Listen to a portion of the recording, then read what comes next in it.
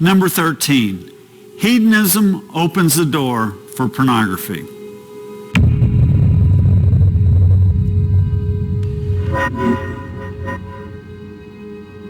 Jeremy Bentham, who lived a couple hundred years ago, is considered by many to be the father of modern hedonism. Bentham promoted the philosophy that pleasure is the highest good and ultimate purpose of life, and that pain should be avoided at all cost. Interestingly, he was also a strong advocate for animal rights, the freedom of expression, the right to divorce, the abolition of punishment, including corporal discipline of children, and the decriminalization of homosexuality. In short, much of the liberal agenda of our day can be traced back to his hedonistic philosophy of living to please oneself.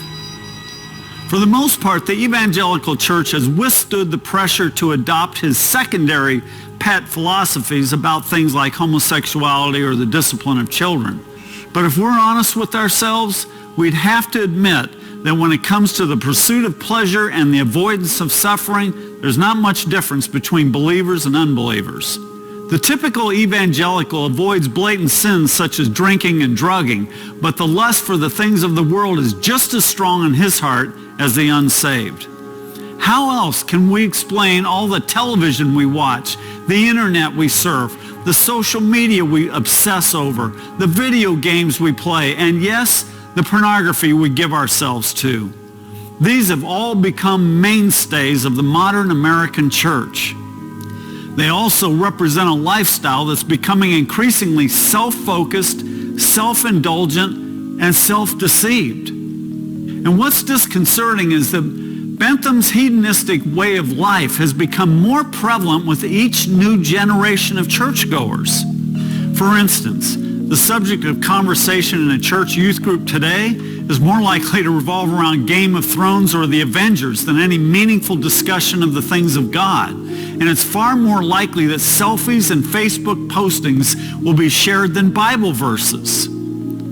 Nevertheless, it needs to be said that the love of pleasure is not a new concept.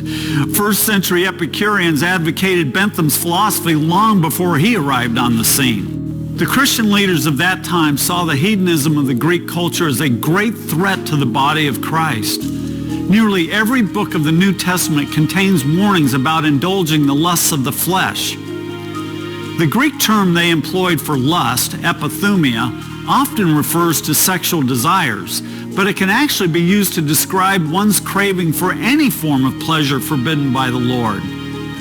This craving, which emerges from one's fallen nature, provides the energy that drives a person to go after the sin of his choice.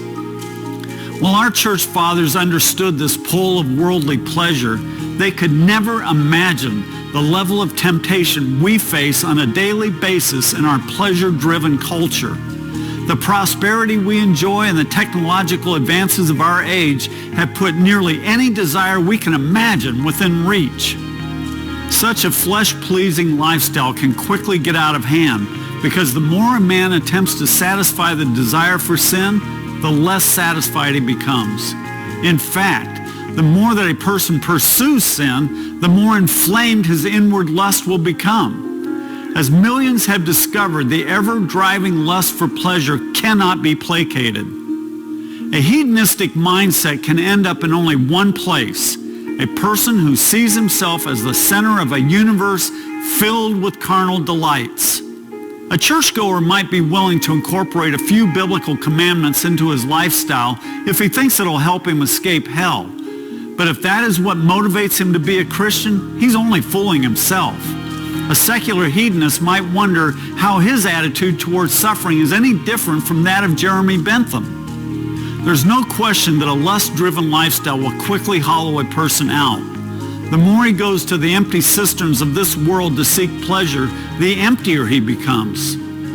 Solomon's an example of someone who forfeited his walk with God for the pursuit of pleasure. At the end of his life, he would write, "I thought to myself, come now, I will try self-indulgent pleasure to see if it's worthwhile. But I found that it also is futile. I said of partying, it is folly, and of self-indulgent pleasure, it accomplishes nothing." What he discovered 3,000 years ago is certainly just as relevant to us today. I understand pleasure's emptiness from my own life experience. I spent many of my first 30 years driven by lust and living for self. My sole purpose in life was to have everything I wanted and to gratify my insatiable lust for pleasure.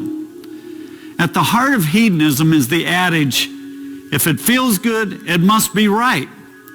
For the hedonistic Christian, one's feelings determine everything. If he feels like obeying God, he obeys him. If he doesn't feel like it, he doesn't.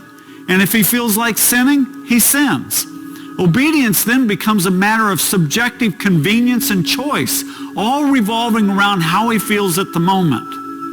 One modern writer expressed the inward conviction of the typical Christian hedonist this way. My feelings determine my choices. I accept only what makes me feel good, happy, comfortable, excited, and so on. I reject what disturbs or troubles me or is too demanding or difficult or threatens my personal pleasure. I also reject whatever has ceased to thrill me. I reject what is boring. Wow, did he ever nail it? If that's the underlying attitude among modern Christians, no wonder heartfelt submission to God is so rarely seen in our churches. And herein lays one of the primary reasons why Christian men have no strength to withstand sexual temptation. Since their feelings are given preeminent place in their lives, they find they don't have the spiritual wherewithal to withstand temptations when they appear. If they live by the adage, if it feels good, it must be right, in every other area of their lives, what makes them think they'll be able to say no to sexual temptation when it comes their way? One of the first things we teach the men who come to the Pure Life Ministries residential program is that they must escape this feelings-driven way of life. Until they make a resolute decision that obedience to God and submission to his will are going to establish the course of their lives, they're never going to be free of the addiction to sexual pleasure. They must learn to obey God all the time, in spite of how they feel. Only then will they have the wherewithal to deny temptation. We also help them to understand that when they return home, they can't go back to the same indulgent lifestyle they had before coming to Pure Life. It was that pleasure-seeking way of life that allowed their addiction to flourish in the first place. That lifestyle must change before the power of the addiction can be broken. As long as Christians remain committed to the great God pleasure, its various forms will be welcome and the demands of self-denial made by Jesus Christ will be rejected. But I fear many have passed the point of no return. They're addicted to pleasure and happy to have it so. For myself, I had to come to the place of rejecting the idol of pleasure and embracing the cross of Christ. The payoff for doing things God's way is an inner joy and a sense of fulfillment that doesn't need a constant stream of carnal pleasures to make me happy. Don't get me wrong. The Lord is very good to me and has blessed me in countless ways. And I would never want to go back to that old life. But I had to come to the place where pleasing him became the great purpose of my life, whether or not I ever experienced carnal pleasure again. Once that decision was made, how could sexual pleasure keep its grip on my life?